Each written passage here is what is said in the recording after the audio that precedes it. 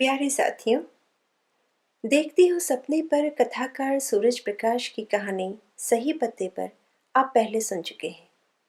आज फिर से उन्हीं कथाकार सूरज प्रकाश की एक और कहानी सुनिए, दो जीवन समांतर। हेलो हेलो, क्या मैं इस नंबर पर दीप्ति जी से बात कर सकता हूँ?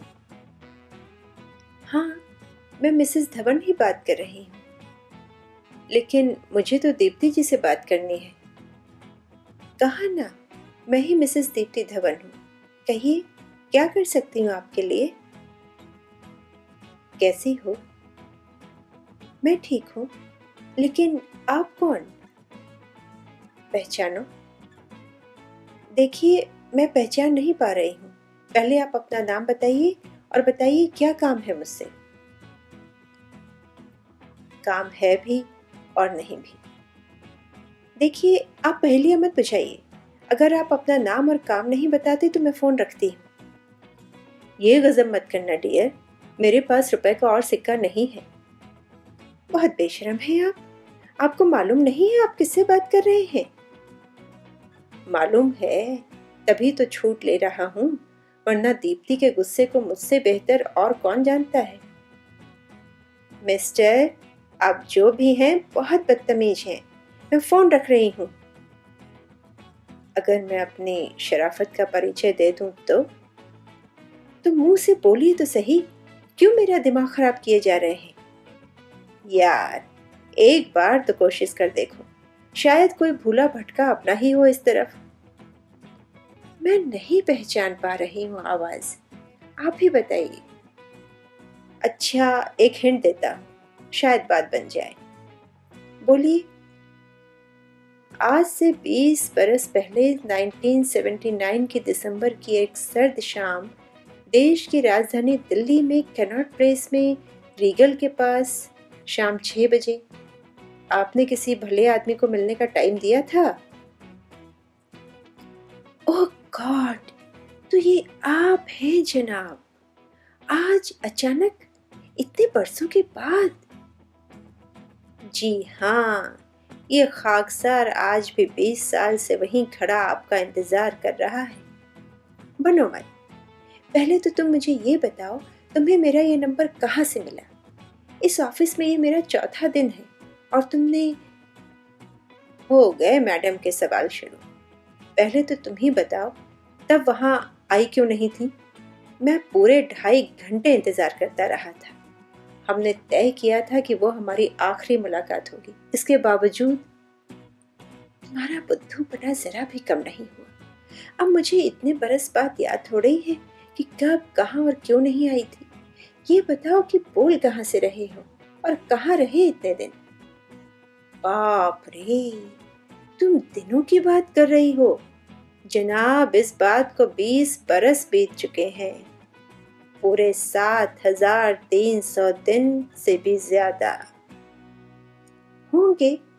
ये बताओ, कैसे हो, कहाँ हो, कितने हो? और ये भी पूछ लो, क्यों हो? नहीं, ये नहीं पूछूंगी। मुझे पता है तुम्हारे होने की वजह तो तुम्हें खुद भी नहीं मालूम। बात करने का तुम्हारा तरीका जरा भी नहीं बदला। मैं क्या जानूं? ये बताओ, इतने बरस बाद आज अचानक हमारी याद कैसे आ गई? तुमने बताया नहीं, मेरा ये नंबर कहाँ से लिया? ऐसा है दीप्ति, बेशक मैं तुम्हारे इस महानगर में कभी नहीं रहा, वैसे बीच बीच में आता रहा हूँ, लेकिन मुझे लगातार तुम्हारे बारे में पता रहा। कहाँ हो, कैसी हो, कब कब और कहाँ कहाँ पोस्टिंग रही और कब कब प्रमोशन हुए। बल्कि चाहो तो तुम्हारी सारी फॉरेन ट्रिप्स की भी फहरिस्त सुना दूं। तुम्हारे दोनों बच्चों के नाम, कक्षाएं और हॉबीज तक गिना दूं। बस यही मत पूछना कि कैसे खबर मिलती रही तुम्हारी। बाप रे, तुम तो यूनिवर्सिटी में पढ़ाते थे। ये इंटेलिजेंस सर्विस कब से ज्वाइन कर ली? कब से चल रही थी हमारी ये जासूसी? ये जासूसी नहीं थी डियर, महज अपने खास दोस्त की तरक्की की सीढ़ियों को और ऊपर जाते देखने की सहज जिज्ञासा थी। तुम्हारी हर तरक्की से मेरा सीना थोड़ा और चौड़ा हो जाता था, बल्कि आगे भी होता रहेगा। लेकिन कभी खोज खबर तो ली नहीं हमारी। हमेशा चाहता रहा, जब भी चाहा रुकावटें तुम्हारी तरफ से ही रही, बल्कि मैं तो जिंदगी भर के लिए तुम्हारी सलामती का कॉन्ट्रैक्ट लेना चाहता था। तुम ही पीछे हट गई। तुम ही नहीं चाहती थी कि तुम्हारी खोज खबर लूं, बल्कि टाइम देकर भी नहीं आती थी।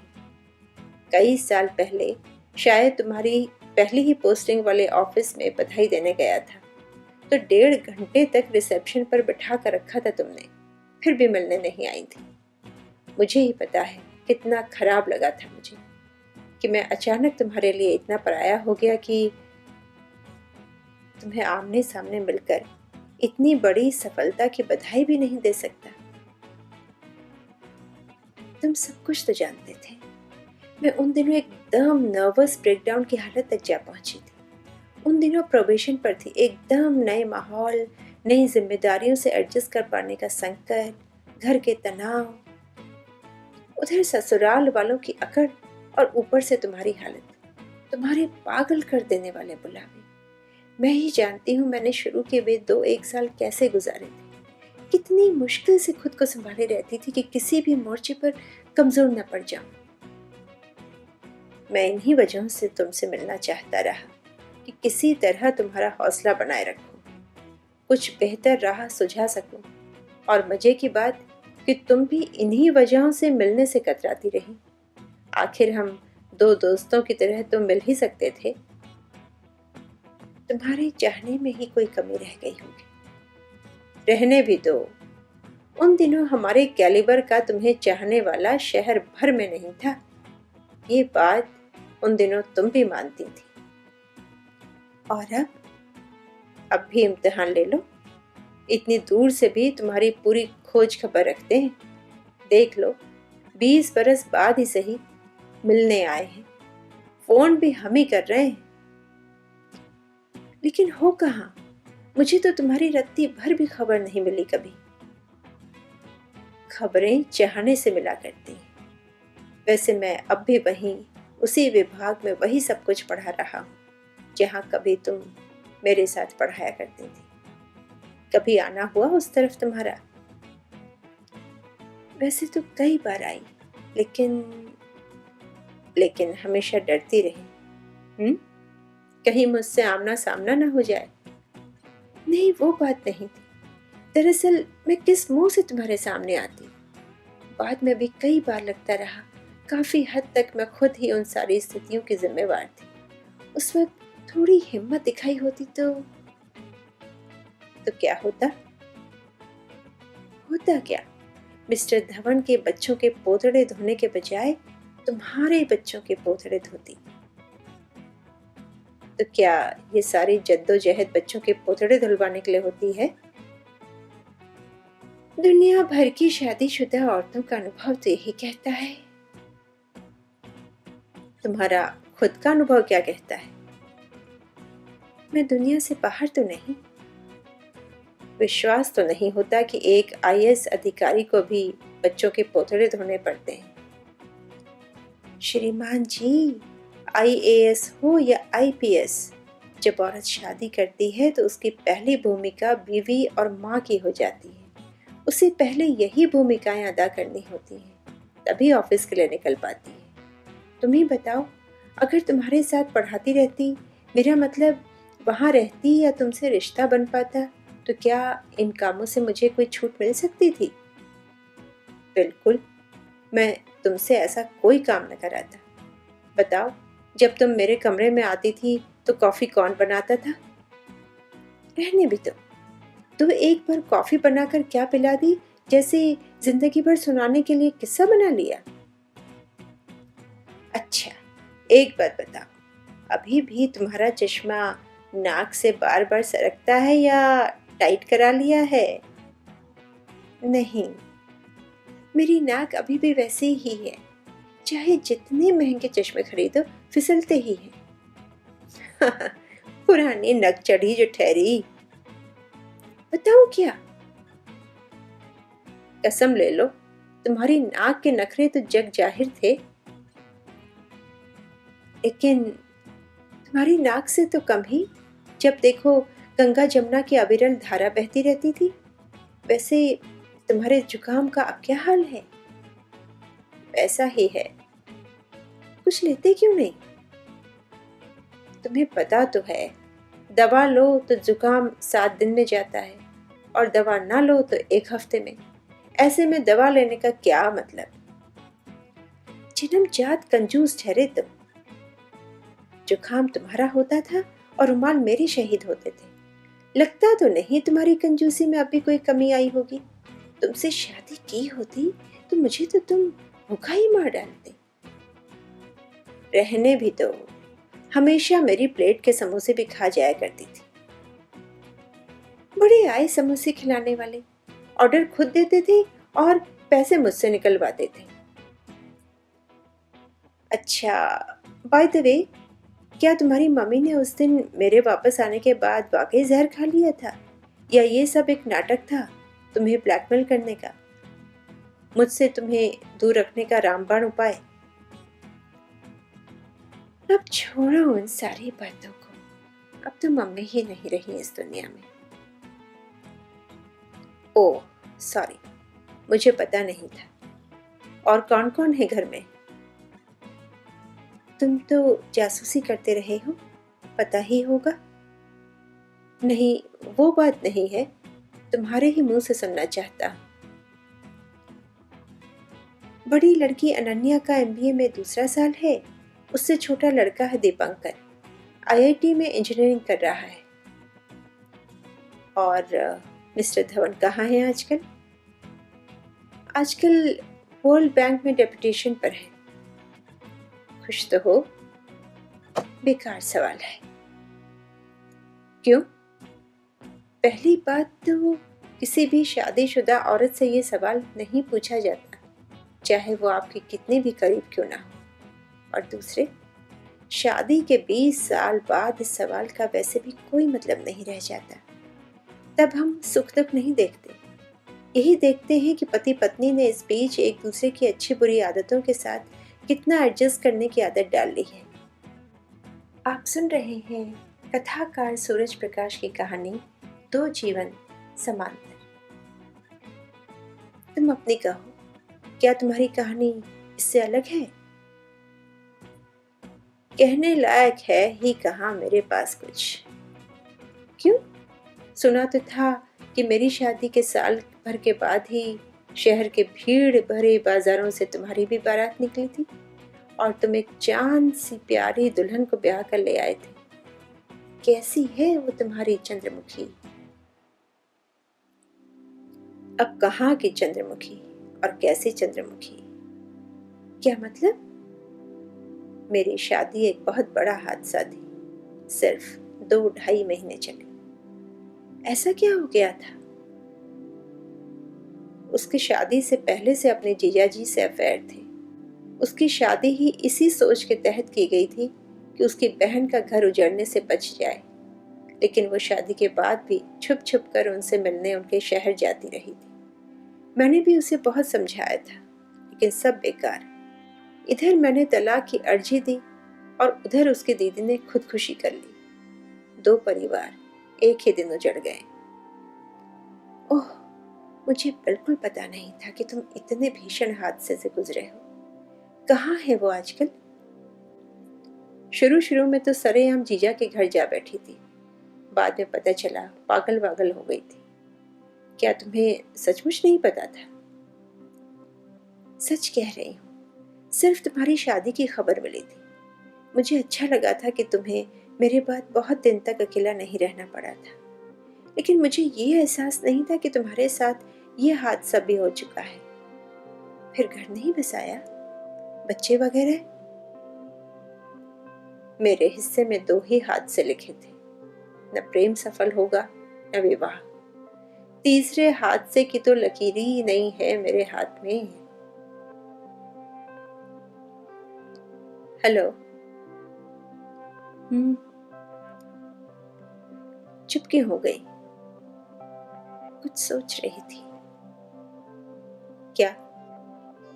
यही कि कई बार हमें ऐसे गुनाहों की सजा क्यों मिलती है? जो हमने किए ही नहीं होते। किसी एक की गलती या जिद से कितने परिवार टूट बिखर जाते हैं।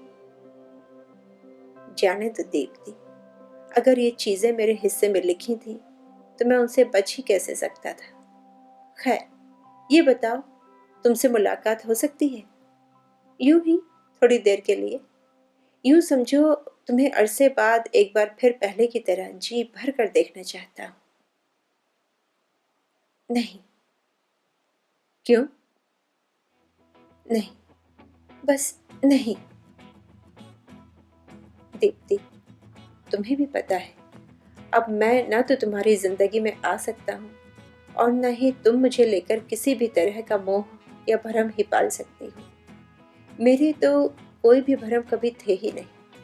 वैसे भी इन सारी चीजों से अरसा पहले बहुत ऊपर उठ चुका हूँ।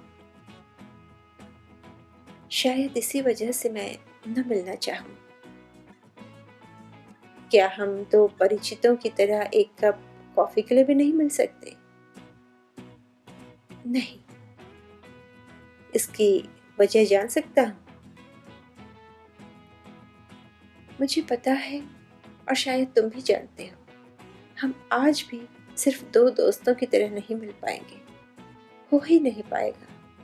ये एक बार मिलकर सिर्फ एक कप कॉफी पीना ही नहीं होगा।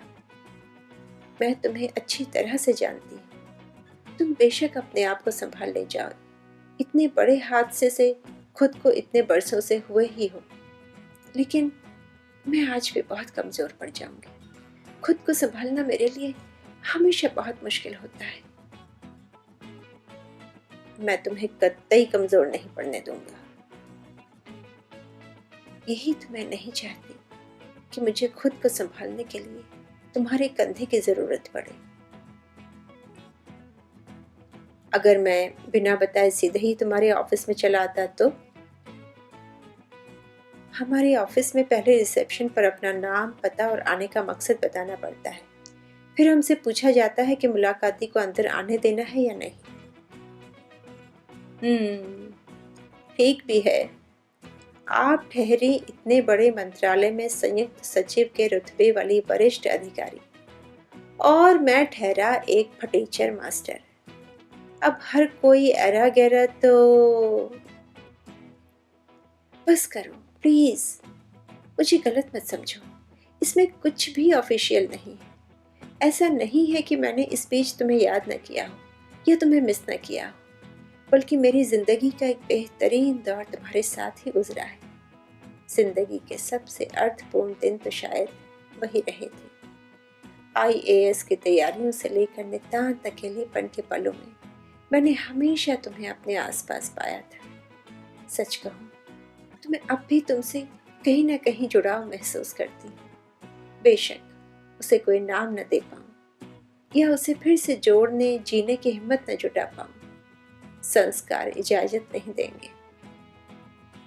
हेलो, सुन रही हो ना? हाँ, बोलती चलो। लेकिन अब इतने बरसों के बाद इस तरह मैं तुम्हारा सामना नहीं कर पाऊंगी। मुझे समझने की कोशिश करो प्लीज। ठीक है, नहीं मिलते। आमने सामने न सही, तुम्हें दूर पास से देखने का तो हक है मुझे। मैं भी जरा देखूं तुम्हारा चश्मा अब भी फिसलता क्यों है।